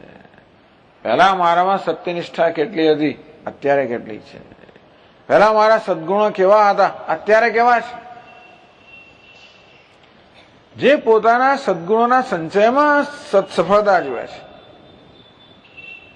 એ સદગુણોની સાથે સાથે દુનિયાવી સંપત્તિ આવે તો એનો કોઈ તિરસ્કાર નથી કરતો, એનો પણ આદર કરે છે. પરંતુ દુનિયાવી સંપત્તિ મેળવવામાં એ દૈવી સંપત્તિનો ભોગ નથી આપતો. સંસારી માણસ કોને કહેવાય કે દુનિયાવી સંપત્તિ પ્રાપ્ત કરવા માટે પેલી દૈવી સંપત્તિનો ભોગ આપવો પડતો આપે. પરંતુ કારણ કે વિવેકી અવિવેકી છે, એને ખબર નથી સુખ ક્યાંથી આવે છે, એને ખબર નથી. એ જાણતો નથી કે સુખ તો આત્માનો સ્વભાવ છે. એ નથી જાણતો કે સ્વામી આત્માનો સ્વભાવ હોય તો મને અનુભવ કેમ થતો નથી. કારણ કે આપણું રજોગુણી તમોગુણી મન જે બહિર્મુખ છે, આ મનની બહિર્મુખતા છે ને, એ આપણને આત્માના સુખનો અનુભવ કરવામાં અવરોધરૂપ છે, પ્રતિબંધક છે. એ મનને અંતર્મુખ બનાવવામાં આવે ત્યારે એ મન જે આત્માના સુખ છે એ અનુભવી શકે. એટલે આત્મ સુખને અનુભવવા માટે મને અંતર્મુખ બનાવવું. અંતર્મુખ ક્યારે બને? પેલી દૈવી સંપત્તિ પ્રાપ્ત કરી હોય ત્યારે. એનો વિવેક છે, બહુ સ્પષ્ટ છે. ટૂંકમાં એની જીવનની આ બધી એની સમજ બહુ સ્પષ્ટ છે. આપણી સમજ જેટલી સ્પષ્ટ હોય એટલું આપણે જીવન બહુ સરળતાથી જીવી શકીએ. નહીં તો મનમાં સતત સંઘર્ષ રહ્યા કરે. સાચું બોલીએ તો ખરા, પણ એટલા માટે કે સ્વામીજી કહ્યું છે માટે બોલીએ છીએ. અને દરેક વખતે સાચું બોલવામાં કઈ ને કઈ ભોગ આપવો પડે ત્યારે અંદરથી પછી આપણને કકળાટ થાય કે જો હું સાચું બોલ્યો ને મારે આ સહન કરવું પડે. પેલો જો જાણે ના બોલ્યો સાચું અને કેવું પામી ગયો, ખાટી ગયો. જોયું બધા કહે તો કરે છે કે આ બધા મૂલ્યોનું પાલન મળે છે શું, અને પેલા કેવું મેળવી જાય છે. એ સતત મનમાં વિલાપ કકળાટ થયા કરે, સંઘર્ષ થયા કરે. પણ આપણે બહુ સ્પષ્ટ હોઈએ. પૂજ્ય સ્વામીજીની ભાષામાં આપણે મૂલ્યનું મૂલ્ય સમજ્યા હોઈએ કે મૂલ્ય ક્યારે મૂલ્ય કહેવાય. એ મૂલ્યનું મૂલ્ય જયારે મૂલ્યવાન હોય ત્યારે જ મૂલ્યનું મૂલ્ય કહેવાય. આ value is a value when the value is valuable to us. પણ એવું જયારે ના બન્યું હોય, આ અહિંસા સત્ય વગેરે મૂલ્યો છે ખરેખર મને વ્યક્તિગત રીતે મૂલ્યવાન છે. આ દુનિયાવી પદાર્થો કરતા વધારે મૂલ્યવાન છે, કારણ કે એ જ મને સાચી સફળતા અપાવનારા છે. એવી મારામાં સમજ જયારે ના હોય કે સ્પષ્ટ સમજ ના હોય ત્યારે બંનેનું જયારે યુદ્ધ થાય ને મારા મનમાં, એક બાજુ દુનિયાવી સંપત્તિ, બીજી બાજુ પેલી દૈવી સંપત્તિ, એનું યુદ્ધ થાય ત્યારે પેલી દૈવી સંપત્તિ તો હારે બિચારી અસુરો જ જીતી જાય. આસુરી વૃત્તિઓ, લોભ વગેરે જીતી જાય. કર્મયોગી તો વિવેકી છે, તો જ આપણે યોગી બની શકીએ. જેમ વિવેક હોય, આપણે ધ્યેયને જાણીએ છીએ, ધ્યેયને પ્રાપ્ત કરવાના માર્ગને જાણીએ છીએ. ધ્યેય સ્પષ્ટ છે કે હું મુક્ત થવા ઈચ્છું છું. મુક્તિ એટલે કે હું જેવો છું તેવો બનવા ઈચ્છું છું, આત્મામાં નિષ્ઠ બનવા ઈચ્છું છું. અને એનો ઉપાય છે કે મારું મન અંતર્મુખ બને, અને તો જ મને આત્માનું જ્ઞાન થાય. એટલે મનને અંતર્મુખ બનાવો એ મારો પહેલો તબક્કો છે, અને એ મારી પહેલી પ્રાયોરિટી છે. એ ત્યારે બને જ્યારે મારા જીવનનું મૂલ્ય હોય, એ સિવાય ન થાય. અંદરથી મૂલ્યના પાલનમાં કઈ સહન કરવું પડે એને કઈ વાંધો નથી. આપણે પણ નક્કી કર્યું હોય કે આ 10માની કે 12માની આ પરીક્ષા છે, મારે બોર્ડમાં નંબર લાવવો જ છે. 18 કલાક વાંચવું પડે, એમને ના આવે નંબર, વાંચીશ. સિનેમા બંધ, ટીવી બંધ તો કે બંધ. ખાવા પીવાનું ખાલી રોટલી શાક ખાવાનું, બીજું કઈ નહીં તો ભલે એટલું જ ખાઈશ. બધી તપશ્ચર્યા કરે, બધું સહન કરવા તૈયાર થાય, કારણ કે ધ્યેયમાં નિષ્ઠા છે. અને તો એને લાગે નહીં કે મારે સહન કરવું પડે છે. નિતરાણ મિત્રો સિનેમા જોવા જાય ને એને ના જવા. જોયું પેલા કેવા મજા કરે છે, જો મારાથી જો મમ્મી મન નથી જવા દેતી, મારાથી જવાતું નથી.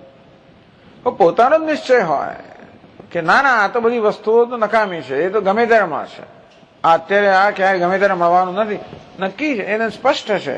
તો એ બધી વસ્તુનો ભોગ આપવામાં એને કઈ સંઘર્ષ નથી. વિવેક નથી એટલે યત્તુ કામે સુના કર્મ.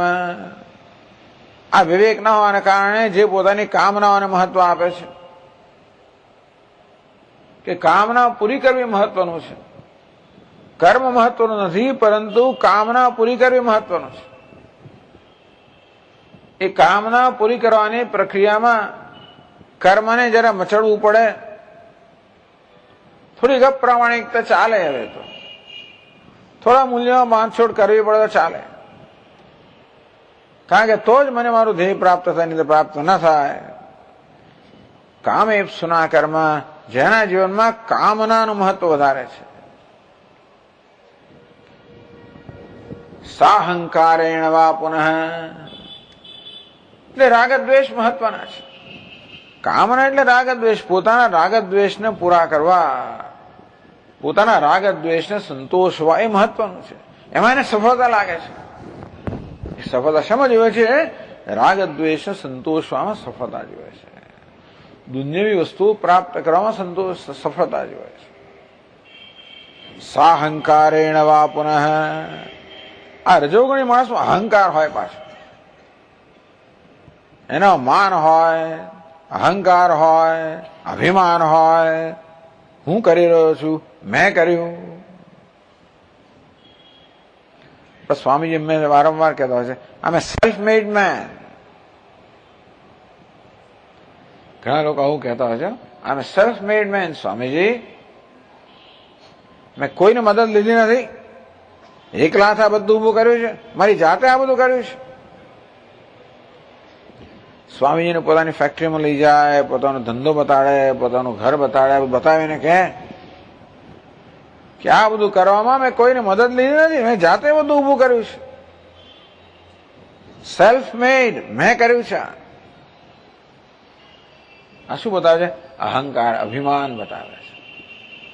એટલે તને કોણે બનાવ્યો? પણ પહેલા પ્રશ્ન, તે આ બનાવ્યો, તને બનાવનાર કોણ? એ તો વિચાર કરતો નથી. તને જ બનાવનાર કોઈ છે ને? તું સમજતો નથી કે તું જ એક કઠપુતળી જેવો છે. અને પેલા દેવતાઓ, ઈશ્વરા દેવતાઓ દ્વારા અનુગ્રહ કરે તો તારા હાથ પગ ચાલે. હાથ ઊંચો ક્યારે કરે? બે કઠપુતળીનો હાથ ક્યારે ઊંચો થાય? પેલો સૂત્રધાર ઊંચો કરે ત્યારે, તેમ આ હાથ ક્યારે ઊંચો થાય? ઈશ્વર જયારે એ હાથ પર અનુગ્રહ કરે ત્યારે ઊંચો થાય, બાકી કશું ઊંચું ના થાય. આટલે આવીને અટકી જાય, પછી ગયું. બુદ્ધિમાં યાદ શક્તિ, સ્મરણ શક્તિ ક્યારે યાદ રહે બધું? એનો દેવતા જે છે ને એ જયારે અનુગ્રહ કરતો ત્યારે, બાકી કશું યાદ બાદ પણ નથી રહેતું. શું કહ્યું કઈ સંભળાતું નથી, દેખાતું નથી. આ બધું ક્યારે હોય વ્યક્તિત્વની અંદર? જે આપણી કુશાગ્રતા બધું હોય છે, જેને કારણે આપણે સિદ્ધ કરી શકીએ, એવું ક્યારે હોય? જયારે ઈશ્વરનો અનુગ્રહ હોય ત્યારે. એના જ લોકો જયારે થોડાક ઉંમર પછી કેવા થઈ જતા હોય છે? શું થઈ ગયું? બસ ભગવાન અનુગ્રહ ગયો. સાહંકારેણ વા પુનઃ. અહંકાર એટલે અભિમાનની વાત કરે છે અહીંયા. અહંકાર એટલે કર્તૃત્વ તો બધામાં હોય છે. પેલા કર્મયોગીમાં પણ કર્તૃત્વ હોય છે. હું કર્મ કરું છું એ પ્રકારનો ખ્યાલ કર્મયોગીને પણ છે કે હજી આનામાં અજ્ઞાન દૂર થયું નથી. જ્યાં સુધી અજ્ઞાન છે ત્યાં સુધી આ ઉપાધિમાં અહમભાવ છે, ત્યાં સુધી કર્તૃત્વનો ભ્રમ છે, ભાવ છે ખરો. પછી સાત્વિક કર્તૃત્વ છે. આ માણસમાં કેવું કર્તૃત્વ છે? રજોગુણી કર્તૃત્વ. હું કરું છું, હું કરું એ જ અજ્ઞાનતા, શકટનો ભાર જેમ શ્વાન તાણે. ખરેખર આ જગત રૂપી શકટ કે મારા જીવન રૂપી શકટ કે ગાડું છે, એનો ભાર તો ઈશ્વર તાણી રહ્યો છે. પણ માણસ શું કહે છે? એ કેવું દાવો કરે છે? હું તાણી રહ્યો છું. સાહંકારેણ વા પુનઃ ક્રિયતે બહુલાયાસમ. એને મળે કર્મફળ મહત્વનું છે. ગમે તે રીતે ફળ કેમ પ્રાપ્ત કરવું? એને મળે ગમે તેટલો પરિશ્રમ કરશે, બહુ પરિશ્રમ કરે છે. આ રજોગણી માણસ એટલું તો ખરું કે પરિશ્રમમાં પાછો ના પડે. તો પરિશ્રમ શેના માટે છે? કોઈની સેવા કરવા માટે નહીં, કોઈના પર ઉપકાર કરવા માટે નહીં, ભગવાનને ખુશ કરવા માટે નહીં, પરંતુ પોતાના અહંકારને સંતોષવા માટે, પોતાની ઝંખનાઓને સંતોષવા માટે,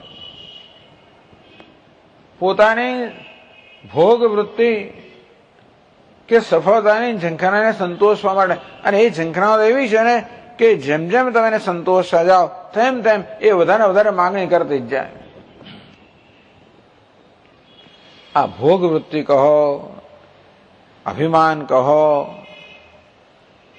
આ બધી ઝંખનાઓ એવી છે કે એમ અગ્નિમાં ઘી હોમીએ તેમ આ ઝંખનાને જેમ તૃપ્ત કરતા જઈએ તેમ એ લોકો વધારે વધારે માંગણી કરતી જાય. અને તેથી ઝંખનાને સંતોષ મળે વધારે વધારે આયાસ કરવો જ પડે. ક્રિયતે બહુલ આયાસમ. જેને જેનો ખૂબ આયાસ છે, ખૂબ પરિશ્રમ છે. પરિશ્રમ કરે તો એ તો સાત્વિક માણસો કરતા હોય છે. એમનો પરિશ્રમ તો કોને કારણે હોય? કોઈકને કંઈક ઉપકારક થવા માટે. આનો પરિશ્રમ શેના માટે છે? માત્ર પોતાનો અહંકાર સંતોષવા માટે. પેલાનો પરિશ્રમ છે જગતને લાભદાયક છે, આનો પરિશ્રમ વ્યર્થ છે. તદ્રાજ સમુદાહૃતમ આ પ્રકારના કર્મને રાજસ એટલે કે રજોગુણમાંથી જન્મેલું કર્મ કહે છે. હવે 25મા શ્લોકમાં તમોગુણોથી જન્મેલું તામસ કર્મ એની વાત કરે છે.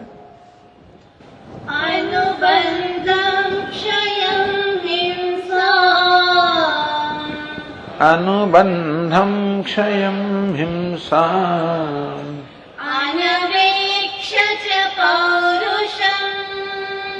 અનવેક્ષ્ય ચ પૌરુષમ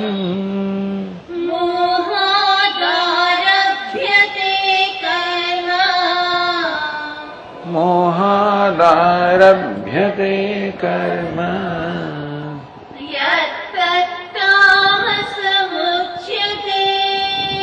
યત્તત્તામસમુચ્યતે.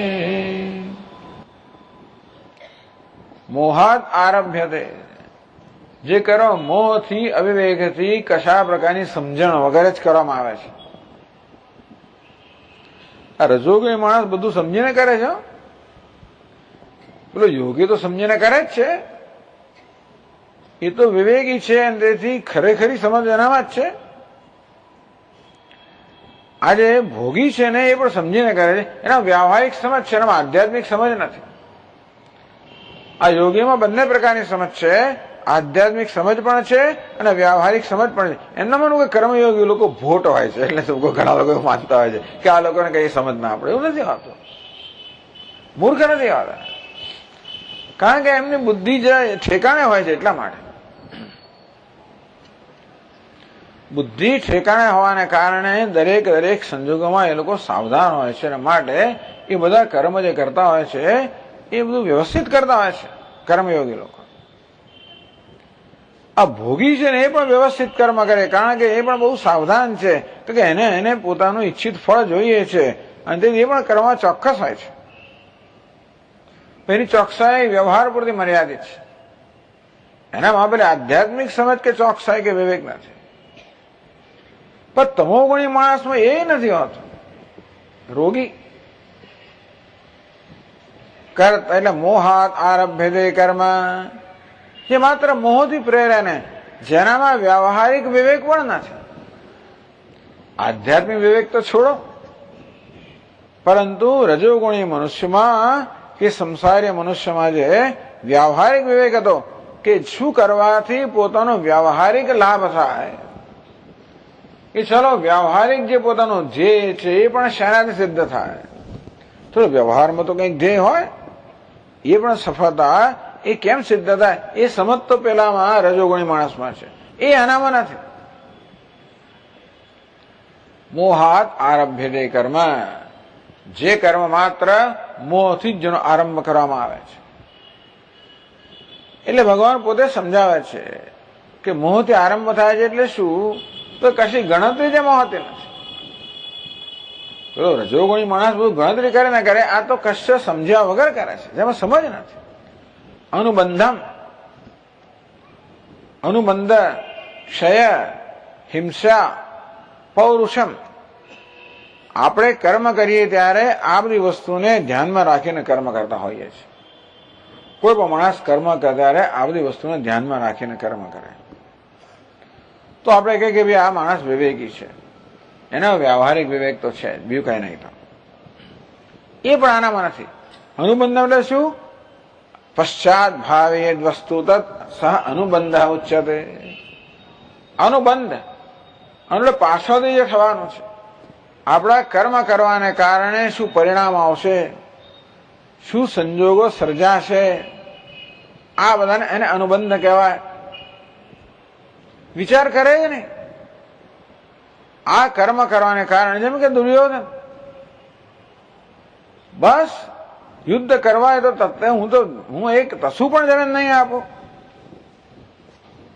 ભગવાને કહે તો અડધું આપી દે, એ લોકોનો હક છે, તો અડધું રાજ્ય આપી દે, નહીં આપું. એમણે એમની શરતનું પાલન કર્યું છે પાંડવોએ, તો તું તારી શરતનું પાલન કર. નહીં કરું, સારું ચાલ અડધું રાજ્ય ના આપે તો 5 ગામ તો આપે, એટલે દરેક ભાઈને એક ગામ મળે. નહીં આપું. ચાલ ભાઈ 1 ગામ તો આપ, તો કે એ ના આપું ને. 5 ઘર આપ, એ ના આપું. 5 ખંડવાળું એક ઘર આપ, એ ના આપો, કશું ના આપો, એક તસુ જેટલી જમીન પણ ના આપો. એમણે કશું પ્રાપ્ત કરવા યુદ્ધ કરવું પડશે. આ યુદ્ધ કરવાને કારણે શું થશે એની કોઈ ચિંતા જ નથી એને. અર્જુન એવો નથી. અર્જુને બી બહુ ચિંતા કરી કે ભગવાન કુલક્ષે પ્રણશ્યંતિ કુલધર્મા સનાતના ધર્મે નષ્ટે કુલમ કૃષ્ણમ અધર્મો વિભવત્યુત.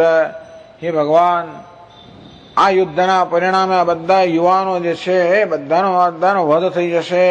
ધર્મનું પાલન કરનારનો વધ થઈ જશે તો ધર્મનું પાલન કરનાર કોઈ રહેશે નહીં, તો અધર્મ ચારે બાજુ પ્રસરી જશે. બધી જગ્યાએ પછી દુષ્ટ બધા લોકો થઈ જશે. અને શું થશે બધું એ વિચારે છે. કુલક્ષય કૃતમ દોષન પ્રપશ્યદ્ભિર જનાર્દન યદ્યપ્યેદેન પશ્યંતી. ભગવાન, કુળનો ક્ષય થવાને કારણે જે દોષ છે એ આ લોકો ભલે ના જોઈ શકતા, પણ આપણે તો જોઈ શકીએ છીએ ને, આપણે ન લડવું જોઈએ એવી દલીલ અર્જુન કરે છે.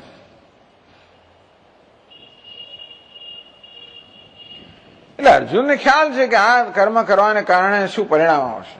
અનુબંધ. દુર્યોધન તો જરાય ચિંતા કરતો જ નથી યુદ્ધ કરવાનું, એને ચિંતા જ નથી કોઈ. અર્જુન તો યુદ્ધ કરતા પહેલા, હે ભગવાન, મારા રથને 2 સૈન્ય વચ્ચે સ્થાપિત કરો, જેથી હું બંને સૈન્યનું આલોચન તો કરું, બંને નિરીક્ષણ કરું. કશું દુર્યોધન એવી ચિંતા જ નથી. આ લોકોનું શું થશે એની પણ એને ચિંતા નથી. આ બધા લોકો કેમ ભેગા થયા છે? મદર્થે ત્યક્ત જીવિતા. દુર્યોધન દ્રોણાચાર્યને કહે છે કે મદર્થે ત્યક્ત જીવિતા, આ મારે માટે ત્યક્ત જીવિતા. એમણે તો પોતાના પ્રાણ મારે માટે પોતાના પ્રાણ ત્યાગવા અહીંયા આવેલા છે. અર્જુન શું કે ખબર છે? યેષામ અર્થે કાંક્ષિતન રાજ્યમ ભોગા સુખાની છે. હે ભગવાન, જેમને માટે હું આ યુદ્ધ કરવા માંગુ છું એ લોકો તો રાજ્ય ભોગ સુખનો ત્યાગ કરીને અહીં ઉભેલા છે, તો મારે આ યુદ્ધ કરવાનો શું અર્થ છે? આમ અર્જુને દુર્યોધનની એમની એટીટ્યુડ, એમની વૃત્તિ, સ્વભાવ કેટલો ફેર છે. અનુબંધમ. કર્મ કરવાને કારણે શું પરિણામ આવશે એનો જે વિચાર જ ન કરવો. ક્ષયમ યસ્મિન કર્મણે ક્રિયમાણે શક્તિ ક્ષય અર્થક્ષયો વા. આ કર્મ કરીશું તો આપણી કેટલીક શક્તિનો ક્ષય થઈ જશે, કે કેટલું આપણું ધન વગેરે બધું વપરાઈ જશે, એ કશો વિચાર ના કરવો.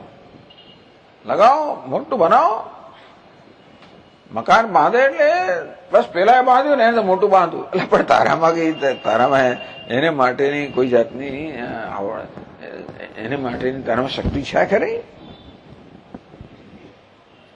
પેલા લોકો આરતી બોલે ને, પેલો 5 રૂપિયા 10 રૂપિયા બોલે, એટલે તારા ખિસ્સામાં છે ખરું કે નહીં જોવાનું નહીં. પેલો 5 કરે 10, 15 તો 20. આવું કરનાર લોકો હોય છે, વિચાર કરે જ નહીં. ક્ષયમ, આ કરવા માટે તો દેવાળું મૂકવું પડશે. લોકો વિચાર ના કરે. પેલા લગ્ન કરો, 40 ઘોડા હતા, આપણે 50 ઘોડા લઈ જાઓ. આપણે દુનિયામાં એવું છે બધું. પેલા આવું લગ્ન કર્યું તો મારા દીકરાના લગ્નમાં આટલું હું કરીશ. પેલો વડોદરાથી બાજુ હું સુરતથી લઈ આવીશ, બસ આવું. એટલે પણ એના માટે કેટલો ક્ષય થશે, કેટલા પૈસા જોયું. પણ બધું દેવું કરે, બધું કરે, ઘરમાં બધું વેચી સાટી નાખે, એની પત્નીનું બધું જે દાગીના બધું વેચી નાખે, દેવું કરે, બધું ખેતર બધું વેચી નાખે. બસ પેલા કરે તો હું કરીશ જ. અનુબંધમ ક્ષયમ હિંસા. કર્મ કરવાને કારણે શું હિંસા થશે? બીજા લોકોને શું પીડા થશે? પોતે કર્મ કરવાને કારણે શું પીડા થશે કયું જુએ કે નહીં, બીજા લોકોનું ના જુએ. ટૂંકમાં પોતે જે કરવાનું છે એમાં એટલા એ લોકો મગ્ન છે. કેમ કરવાને કારણે બીજા પર શું અસર થશે જોવાનું જ નહીં. બસ જીતી લો, તોડી નાખો, ફોડી નાખો. એટલે ખરું, પણ આ નિર્દોષ માણસોની હત્યા થાય છે, જે થાય તે ખરું. હિંસા જોવાનું જ નહીં. અનુબંધમ ક્ષેમ હિંસા. આ કર્મ કરવાને કારણે તું કેટલા લોકોનું શત્રુતા, તારા કેટલા શત્રુ ઉભા થાય ત્યારે જો, જે થાય તે ખરું. કેટલા માણસોનો વધ થશે, ભલે ને થાય. કેટલી તોડફોડ થશે, ભલે થાય. જોવાનું જ નહીં. ક્ષેમ હિંસા. તો કે આપણે પણ ઘણી વાર કશું કરતા હોઈએ એને કારણે કેટલું નુકસાન થશે જોતા જ નથી. પૌરુષમ. આ કર્મ કરવાની પોતાનો શક્તિ ત્રેવડ છે કે નહીં? શક્તિ છે કે નહીં? મારામાં શારીરિક શક્તિ છે, બૌદ્ધિક શક્તિ છે કે નહીં? મોટા ઉપાડા બધો હાથમાં લેતો ખરા, પછી અદ્વૈત જ છોડી દઉં કે આ તો ભાઈ સમજ નથી પડતી શું કરવું. મોહનથાળ બનાવવા છે, બધું ભેગું કર્યું, બધી વસ્તુઓ અડધેથી પછી છોડી દીધું. શેક્યા પછી ભગવાન જાણે શું થયું, એના કરતા કે બીજું જ થઈ ગયું, જવા દીધું. પોતાનામાં આવડત છે કે નહીં? ઘણી વાર બધા વચન આપે, હું આમ ફલાણું કરીશ. એટલે પણ આ કરીશ એવું વચન તો આપ્યું છે, હું તમારું સ્વેટર ગૂંથી આપીશ. એટલે ગૂંથતા આવડે છે ખરું? ફલાણું કરી આપીશ, બરોબર છે, કોદાળ કર્યું છે. પણ પેલો આપણો પેલો જોક કે સર્જરી થઈ રહી છે ટેબલ પર, એક બિચારો પેલો ગામડાનો માણસ છે ને બહુ ડરે છે. બહુ ડરે. કેમ ભાઈ ડરે છે તું? કે પહેલી વાર હું તો સર્જરી, મેં કોઈ દિવસ સર્જરી કરાવી જ નથી, મને બહુ ડર લાગે છે.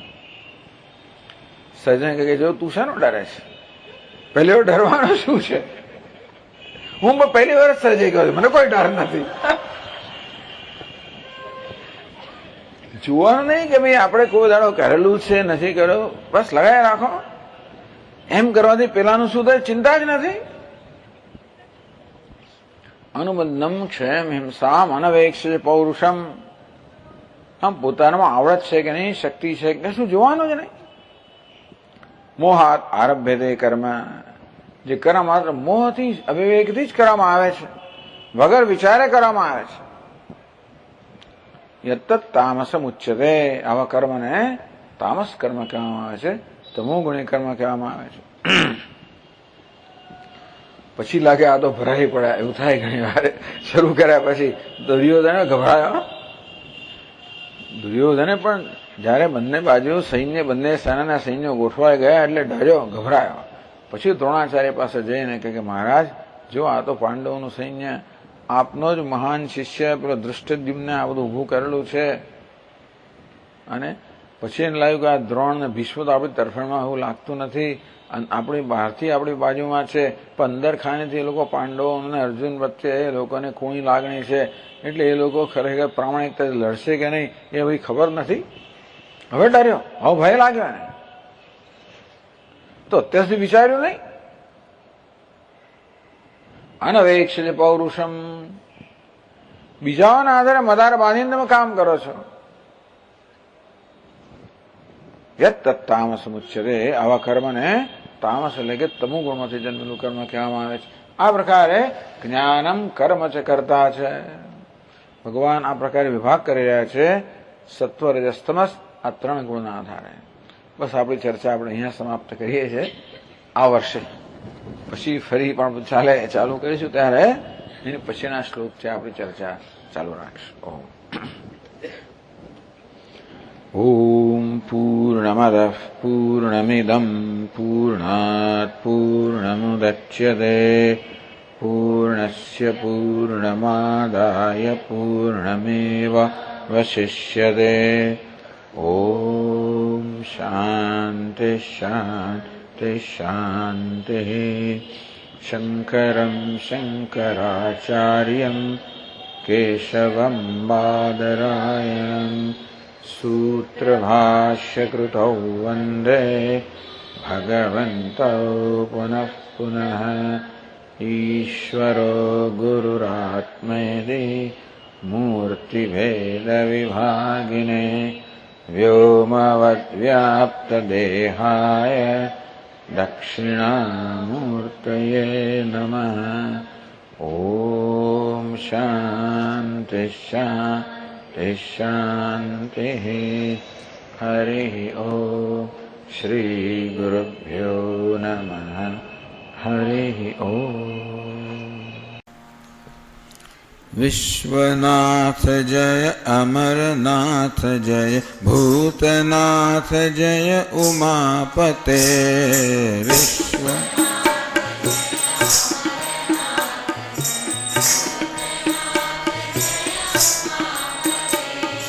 विश्वनाथ जय, अमरनाथ जय, भूतनाथ जय, उमापते।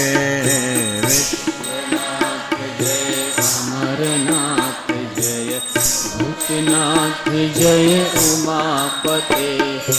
बम बम बम भोला भोला, बम बम बम भोला भोला, बम बम बम भोला भोला, बम बम बम भोला भोला, बम बम बम भोला भोला,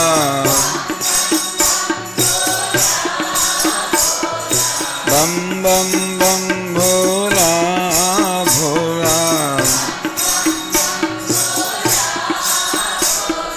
चंद्रशेखरा जटाशंकरा, नीलकंठ जय पशुपते। चंद्रशेखरा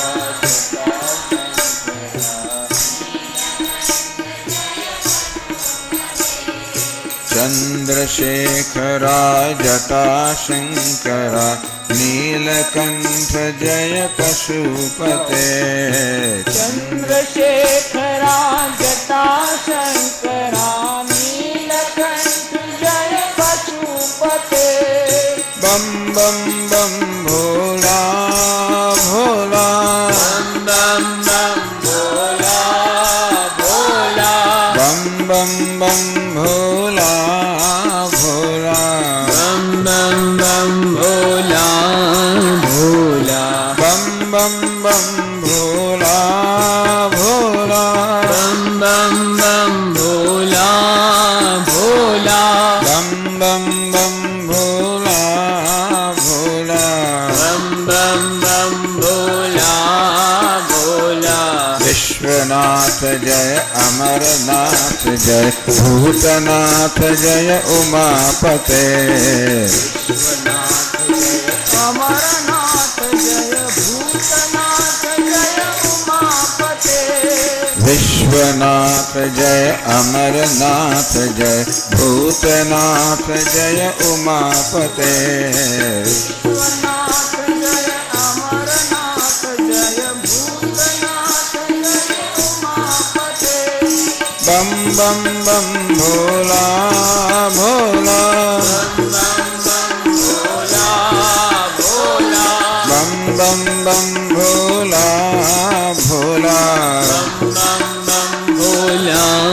भोला, बम बम बम भोला भोला,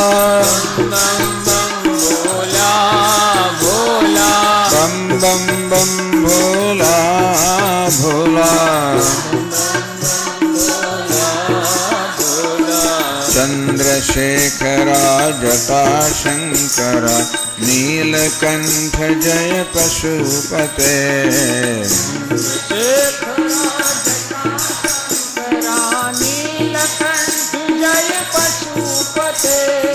चंद्रशेखरा जटाशंकरा, नीलकंठ जय पशुपते।